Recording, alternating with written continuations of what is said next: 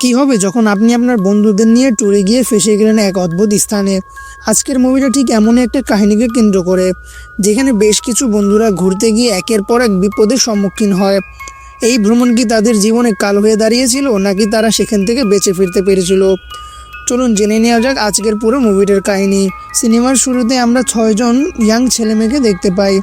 তাদের মধ্যে 2জন main character হলো জেনিফার এবং অ্যাডাম, আর বাকি 4জন হলো এদের 2জনের ফ্রেন্ড। তবে হঠাৎ মাঝ রাস্তায় তাদের গাড়িটি পাংচার হয়ে যায়। চাকা পাল্টিয়ে তারা আবার গন্তব্যের উদ্দেশ্যে রওনা হয়। তারা গন্তব্যে পৌঁছে রাত কাটানোর জন্য একটা হোটেলে ওঠে। হোটেলে থাকা এক বৃদ্ধ মহিলা জেনিফারকে বলে, তোমরা শুধু পাহাড় পর্যন্তই যেও, পাহাড়ের ওপারে এলাকায় যাবে না, কেননা সেখানে যে যায় সেখান থেকে আর ফিরে আসতে পারে না। উত্তরে জেনিফার বলে, অল রাইট, আমরা কেউ ওপারে যাব না। রাতে তারা হোটেলে কাটিয়ে পরের দিন সবাই মিলে একটা বারে যায় এবং সেখানে তারা খুব এনজয় করছিল। হঠাৎ সেখানে একজন মধ্যবয়স্ক লোক এসে মিসবিহেভ শুরু করে এবং তাদেরকে বলে, তোমরা এত চেঁচামেচি করছো কেন? তখন জেনিফার বলে, আপনি আমাদেরকে এভাবে বলতে পারেন না। অবশেষে তারা সবাই পার্টি শেষ করে এবার তারা বার থেকে বের হয়ে যখন গাড়ির দিকে যাচ্ছিল, তখন তারা গাড়ির কাছে এক ব্যক্তিকে দাঁড়িয়ে থাকতে দেখে। অ্যাডাম চিৎকার করে লোকটিকে তাদের গাড়ির কাছ থেকে সরে যেতে বলে, কিন্তু লোকটি না সরায় অ্যাডাম তার হাতে থাকা বিয়ারের বোতলটা লোকটির দিকে ছুঁড়ে মারে। এবার লোকটি গাড়ির কাছ থেকে চলে যায়। এরপর তারা হোটেলে এসে যে যার মতো রুমের মধ্যে ঘুমিয়ে পড়ে। যাই হোক, পরের দিন সকালে মর্নিং ওয়াক করতে করতে সে এক মহিলাকে দেখতে পায়। মহিলাটি মূলত তার বানানো কিছু জিনিস বিক্রির জন্য একটা দোকান সাজিয়ে বসেছেন। মহিলাটির কাছ থেকে জেনিফার একটা ব্রেসলেট কিনে নেয়। হঠাৎ জেনিফার একটু দূরে থাকা একটা ছোট্ট মেয়েকে দেখতে পায়। তার নাম জিজ্ঞাসা করলে মেয়েটি উত্তর না দিয়ে পালিয়ে যায়। এটা দেখে দোকানদার মহিলা বলে, আমার মেন নেচার সবার থেকে আলাদা, সে অনেক অদ্ভুত। এরপরের সিনে সবাই হাইকিং করার জন্য জঙ্গলের দিকে যেতে শুরু করে এবং হঠাৎ হাঁটতে হাঁটতে সেই জঙ্গলের মধ্যে পৌঁছে যায়। সেখানে এসে সেই বৃদ্ধ মহিলার কথা জেনিফার মনে পড়ে যায়।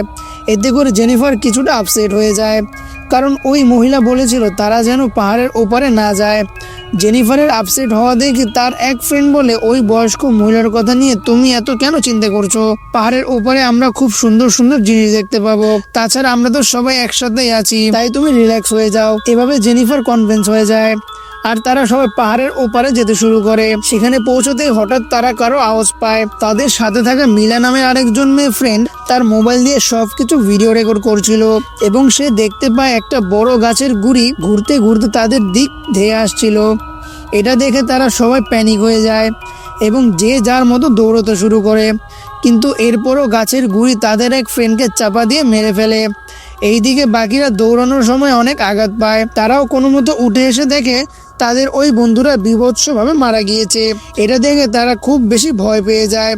তারা সিদ্ধান্ত নেয় যে এখান থেকে তারা হোটেলে ব্যাক করবে, কিন্তু সমস্যা হলো তারা রাস্তা হারিয়ে ফেলেছে। তাই তারা রাস্তা খুঁজতে খুঁজতে সেখানেই রাত হয়ে যায় এবং রাতে অঝোরে বৃষ্টি পড়তে থাকে। তখন হঠাৎ সিদ্ধান্ত নেয় তারা এখানেই তাঁবু টাঙিয়ে থাকবে। তখন হঠাৎ তাদের মধ্যে একজন ফ্রেন্ড বলে, এখানে তাঁবু টানানো ঠিক হবে না, তাহলে যে কোনো সময় জন্তু জানোয়ার এসে আমাদেরকে অ্যাটাক করতে পারে। কিন্তু এরপরেও তারা কোনো উপায় না থাকায় তারা এখানেই তাঁবু টাঙিয়ে সবাই ঘুমিয়ে পড়ে। কিন্তু মধ্যরাতে জেনিফারের ঘুম ভেঙে যায় এবং সে ফিল করে কেউ একজন তাদের তাঁবুর আশেপাশে হাঁটাহাঁটি করছে। এছাড়াও তাদের তাঁবুর ওপরে একটা ছায়া দেখতে পায়। এরপর সে এসব ইগনোর করে আবার ঘুমিয়ে পড়ে। পরের দিন সকালে ঘুম ভাঙার পর তারা দেখে মিলা তাদের ভিতরে নেই এবং তাদের সাথে থাকা মোবাইল ফোনটিও ব্যাগে নেই। তখন জেনিফার বাকিদের রাতের ঘটনা খুলে বলে।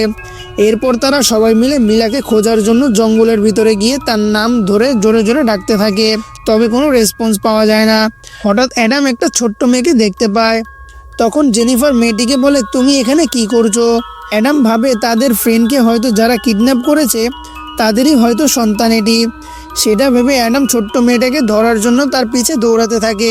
দৌড়াতে দৌড়াতে হঠাৎই একটা ট্র্যাপে সে ফেসে যায় আর মুখ থুবড়ে মাটিতে পড়ে যায়। এটা দেখে অ্যাডামের বাকি ফ্রেন্ডরা দৌড়ে আসে, কিন্তু তারা দেখে অ্যাডামের পা মূলত শিকলে বাঁধা পড়েছে আর শিকলটি টানতে টানতে অ্যাডামকে একটা গর্তের মধ্যে ঢুকিয়ে ফেলে। এটা দেখে অ্যাডামের বাকি ফ্রেন্ডরা ভয় পেয়ে যায় এবং ধারণা করে হয়তো এই গর্তের মধ্যে কিডন্যাপার লুকিয়ে আছে। তখন জেনিফার একটা গাছের ডাল সেই গুহার পাশে পুঁতে দেয় এবং তারা এক জায়গায় লুকিয়ে পড়ে। আর প্ল্যান করে কিডন্যাপার বের হলে তারা সবাই মিলে তাদেরকে আক্রমণ করবে। কিছুক্ষণ পর তারা সত্যি দেখতে পায় দুইজন ব্যক্তি পাতার ড্রেস ও মুখে প্রাণীর মুখোশ পরে অ্যাডামকে কাঁধে তুলে নিয়ে কোথাও যাচ্ছে। হঠাৎ তাদের মধ্যে থাকা একজন ফ্রেন্ড ওই কিডন্যাপারদের সামনে দাঁড়িয়ে বলে, আমার ফ্রেন্ডকে ছেড়ে দাও, না হলে তোমাদের অবস্থা খারাপ করে দেব। কিডন্যাপার তার কথা শুনে অ্যাডামকে নিচে ফেলে দেয় আর অ্যাডামের জ্ঞান ফিরে আসে। তখন অ্যাডাম উঠে দাঁড়িয়ে গাছের মোটা একটা ডাল দিয়ে পিছন থেকে একজন কিডন্যাপের মাথায় অনবরত মারতে থাকে। ঠিক তখনই অন্য আরেকজন মারতেই যাবে, তখন সে সেখান থেকে পালিয়ে যায়। তবে অ্যাডামকে তার ফ্রেন্ডরা থামানোর চেষ্টা করলেও সে বীভৎসভাবে ওই কিডন্যাপারকে মেরে ফেলে। তখন জেনিফার অ্যাডামকে বলে, তুমি এটা কি করলে? হতে পারে সে তোমাকে মারতো না, তুমি হয়তো বেঁচে যেতে। অ্যাডাম তখন বলে, আমি শুধু আমার বাঁচার জন্য এটা করেছি। এর মধ্যে হঠাৎ তারা দেখতে পায় মিলা তাদের সামনে চলে এসেছে। তখন জেনিফার বলে, তুমি কোথায় গিয়েছিলে মিলা? তোমাকে খুঁজতে গিয়ে আমরা কত বিপদে পড়েছি তা তুমি জানো? তখন মিলা বলে, আমি মূলত এখান থেকে বের হওয়ার রাস্তাটা খুঁজতে গিয়েছিলাম, কিন্তু হঠাৎ কিছু অদ্ভুত লোককে দেখতে পাওয়ায় লুকিয়ে পড়েছিলাম এবং কোনো মতো সেখান থেকে পালিয়ে এসেছি। তখন তারা সবাই নিজেদের মধ্যে বলাবলি করে, আমরা এটা কেমন ট্র্যাপে ফেসে গেলাম, আমাদের উচিত এখান থেকে বের হয়ে যাওয়া, না হলে এই কিডন্যাপারের বাকি সঙ্গীরা আমাদের সবাইকে মেরে ফেলবে। তখন তারা এখান থেকে বের হয়ে যেতে শুরু করলে আবারও কারোর পায়ের আওয়াজ শুনতে পায় এবং আবার তারা প্যানিক হয়ে যায় এবং যে যার মতো দৌড়াতে থাকে। ঠিক তখনই তাদের একজনের পায়ে একটা তার লেগে তার ছিঁড়ে যায়। এতে ওই ফ্রেন্ড কিছুটা ইনজুর্ড হয়ে পড়ে, তবে কিছুক্ষণের মধ্যে স্বাভাবিক অবস্থায় ফিরে আসে। এরপর তারা আবারও এদিক ওদিক দৌড়াতে শুরু করে। এবার হঠাৎই মিলা একটা গর্তের মধ্যে পড়ে যায় আর সামনে অ্যাডাম থাকায় দৌড়ে গর্তের সামনে আসে। অ্যাডাম দেখে মিলা গর্তের ধারালো কাটার মধ্যে বেঁধে গিয়েছে। মিলা অ্যাডামকে দেখে হেল্প চাইলে অ্যাডাম বলে, আমি বাকিদের ডেকে নিয়ে আসছি, এবং সেখান থেকে চলে যায়। অ্যাডাম বুঝে গিয়েছিল তাকে এখান থেকে বের করা কোনোভাবেই সম্ভব না। এদিকে মেয়েটিও বুঝে গিয়েছিল অ্যাডাম আর এখানে ফিরে আসবে না। তারপরও সে অ্যাডামকে বারবার ডাকতে থাকে। বলে রাখা ভালো, মুভিতে অ্যাডাম আর মিলা বয়ফ্রেন্ড গার্লফ্রেন্ড। আর কিছুক্ষণ পর মিলা দেখে সে কিডন্যাপারের একজন তার সামনে দাঁড়িয়ে হাতে থাকা একটা তীর নিয়ে তার কপালে ছুঁড়ে মারে, আর তখনই মিলা মারা যায়। বাকি চারজন বন্ধু দৌড়াতে দৌড়াতে একটা জায়গায় এসে পড়ে। হঠাৎ জেনিফারের পাশে থাকা এক বন্ধুকে কেউ উপরে তুলে নিয়ে নেয় আর অন্য একজন জেনিফারকে মেরে অজ্ঞান করে দেয়। জ্ঞান ফিরে সে দেখতে পায় সে এক কুয়োর মধ্যে বন্দী হয়ে আছে। কিছুক্ষণ পর সে কুয়োর ঢাকনাটা সেই দোকানদার মহিলাটি খোলে। তখন জেনিফার বলে, তুমি কি আমাকে চিনতে পেরেছো? আমি তোমাকে ঠিকই পেরেছি। মহিলাটি বলে, চুপ করো, এমন করলে আমি তোমাকে না খেতে দিয়ে মেরে ফেলবো। এরপর জেনিফার হেল্প চাইলে মহিলাটি ঢাকনা বন্ধ করে দেয়। কিছুক্ষণ পর কুয়োতে একটা সিঁড়ি ফেলা হয়, যার মাধ্যমে জেনিফার উপরে উঠে দেখতে পায় তার বাকি বন্ধুদেরকেও হাত পা বেঁধে দাঁড় করিয়ে রাখা হয়েছে। এরপর তাদের সবার মুখে মাস্ক পরিয়ে একটা গুহায় নিয়ে যাওয়া হয়। সেখানে তাদের মাস্ক খুলে নীল ডাউন করে বসানো হয়। তখন গুহার লিডার বলে, তোমরা আমাদের এরিয়াতে এসে আমাদের একজন সৈনিককে মেরে ফেলেছো। এবং সেদিনের পালিয়ে আসা অন্য লোকটি বলে, আমরা তো তোমাদের ওই ফ্রেন্ডকে বাঁচানোর জন্য পাহাড়ের ওপরেই ছাড়তে যাচ্ছিলাম, কিন্তু তোমাদের এই ফ্রেন্ড আমাদের সাথে কি করলো, আমাদের একজনই সাথীকে মেরে ফেললো। এটা বলে সে তাদের সেই মৃত সাথীর লাশ তাদের সামনে নিয়ে আসে, যা দেখতে খুবই বীভৎস ছিল। তখন জেনিফার বলে, আমরা তাকে মারতে চাইনি, আসলে আমরা ভেবেছি তোমরা আমাদেরকে মারার ফাঁদ পেতেছো, আর তাই আমরা আমাদের সেফটির কথা ভেবে এটা ভুল করে ফেলেছি। তখন গুহার লিডার বলে, মিস আন্ডারস্ট্যান্ডিংয়ের কারণে তোমরা কাউকে মেরে ফেলবে, এখন তোমাদেরকেও ঠিক এমন বিভৎসভাবে মৃত্যুর স্বাদ পেতে হবে। এরপর অ্যাডামকে একটা বেঞ্চে হাত পা বেঁধে রেখে দেওয়া হয়, আর গুহার লিডার এসে তাকে একটা মোটা কাঠের গুঁড়ি দিয়ে অ্যাডামের মুখে জোরে জোরে মারতে থাকে, যেমন ভাবে সেই লোকটিকে মেরে ফেলেছিল। আর সাথে সাথে এখানে অ্যাডামের মৃত্যু হয়ে যায়। এসব দেখে বাকিরা ঘাবড়ে যায়। ঠিক তখনই জেনিফারের আরেক বন্ধু নিজের জীবন বাঁচানোর জন্য দৌড়ে পালাতে যায়, কিন্তু গুহার লিডার তার হাতে থাকা একটা ছুরি দিয়ে তাকে উদ্দেশ্য করে ছুঁড়ে মারে। ফলে ছেলেটির পিঠে গিয়ে লাগে আর সে সেখানেই পড়ে যায়। এরপর লোহার গরম রড ছেলেটার দুই চোখে ঢুকিয়ে দেওয়া হয়, ফলে ছেলেটার দুই চোখ গলে যায় আর বড় বড় দুটো গর্ত হয়ে যায়, এবং ছেলেটাকে একটা বদ্ধ ঘরে বন্দি করে দেওয়া হয়। এরপর জেনিফারকে বলা হয়, এবার তোমাদের মৃত্যুর পালা। তখন জেনিফার বলে, আমাকে মেরো না প্লিজ, আমি তোমাদের সঙ্গে থাকতে রাজি আছি। তখন গুহার লিডার বলে, তোমার ফ্রেন্ডকে তো আমরা এখানেই রেখে দিব, কিন্তু তুমি আমাদের কি কাজে আসবে?